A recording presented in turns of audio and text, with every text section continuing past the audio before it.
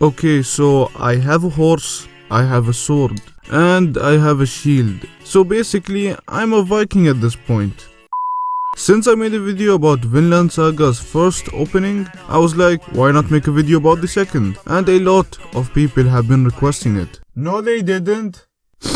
So in this video, I'll be analyzing Vinland Saga's second opening. And before we begin with the video, why not subscribe to join the most epic community? The OP starts off by showing us some sort of metaphor. At first I didn't notice it, but using my amazing analysis skills, I played the video in slow motion. Then you could clearly see the text, and the text says, like rowing a boat, we enter the future backwards, blah blah blah. In short, it just means that we don't know the future. Just like how Thorfinn never knew that his father would be killed in the third episode.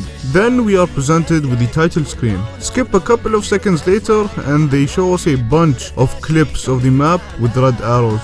The red just shows all the places the Norse travel to, either as Viking settlers, travelers, merchants and pilgrims. And the animators are pretty smart. Not as smart as yours truly. I mean, did they get an A in history? I think not. But on a serious note though, the choice of colors was a good move. More specifically, the color of the arrows. They chose the color red, which represents war, danger, strength, so on and so forth, which fits the Vikings really well. But the thing that made me really impressed is the color of the last arrow. As you can see, it is the color green. Green is usually associated with nature and harmony, and that specific arrow went to Vinland, showing that Vinland is paradise on earth, at least to the Vikings it is. Then we are shown a couple of clips of Askeladd, the first being him wearing a crown, whilst a snake is behind him. The crown probably means that he is the rightful ruler of Britannia, and the snake is probably here to show us that he snaked the king in the final episode.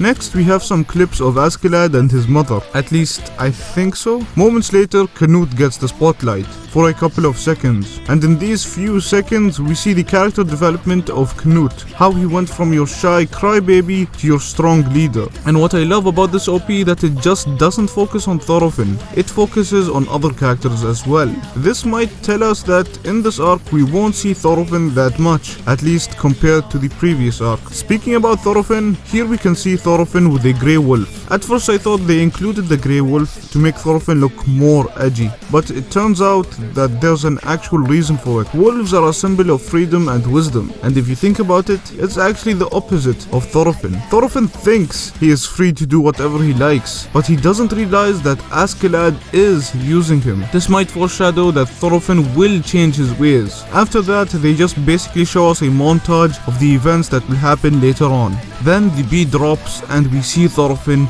dodging Thorkild's axe, and it just looks so epic. And probably the highlight of this OP is when Thorkild took off his shirt.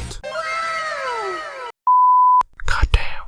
And the last scene left me thinking, why did both Canute and Askeladd vanish? So I asked some people on Discord, and it turns out that it's a spoiler for the next arc.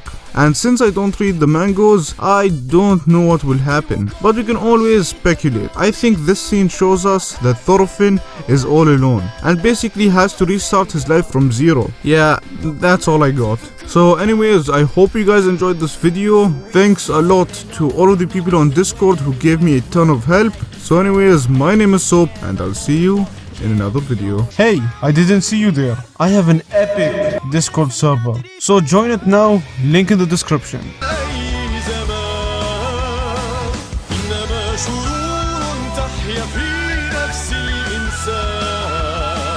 ليست الوحوش غيلان من أي زمان، إنما شرور تحيا في